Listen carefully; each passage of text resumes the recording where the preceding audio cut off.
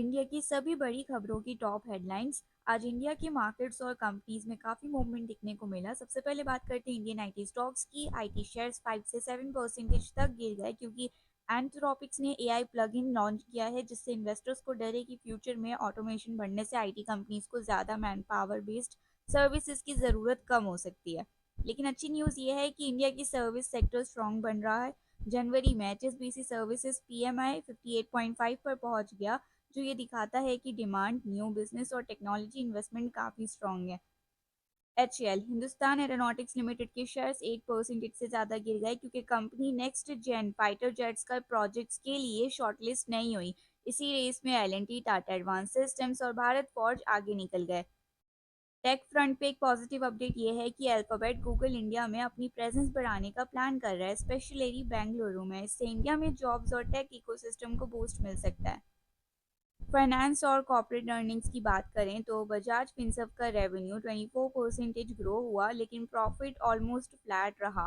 Tata power और नज़ारा technologies जैसे कंपनीज की प्रॉफिट्स में डिक्लाइन देखा गया, जो इन्वेस्टर्स के लिए थोड़ा कंसर्न का सिग्नल है। मार्केट में रेगुलेशन साइड से भी मूवमेंट है। SEBI fit and proper person rules के सिंप्लीफाई और फेयर बनाने का प्रपोजल लाया है, जिससे ट्रांसपेरेंसी बढ़ेगी। What's happening globally. Global levels पर क्रूड ऑयल $64 पर बैरल के पास पहुंच गया है क्योंकि यूएस ईरान टेंशन्स फिर से बढ़ रही हैं। यूएस इन्वेंट्रीज भी गिर रही हैं। गोल्ड प्राइसेस $5,000 के ऊपर वापस आ गए जैसे ही इन्वेस्टर्स सेफ हेवन एसेस्ट की तरफ मूव कर रहे हैं। यूएस मार्केट्स थोड़ा कॉशियस मूड में हैं क्योंकि एआई और सेमीकंडक्टर स्टॉक्स में सेल ऑफ के बाद इन्वेस्टर अल्फाबेट और अमेजोन के रिजल्ट्स का वेट कर रहे हैं। यूरोप में इन्फ्लेशन कंट्रोल आता दिख रहा है, जबकि जर्मनी के बॉन्ड यील्ड्स 211 के बाद हाईएस्ट लेवल पर हैं, जो हैवी गवर्नमेंट स्पेंडिंग का सिग्नल देता है। एशिया की बात करें तो चाइना के सर्विस सेक्टर इम्प्रूव हुआ, लेकिन जापान में ये वीक हो गया ड्यू टू पॉलिटिकल अनसर्टिनिटी।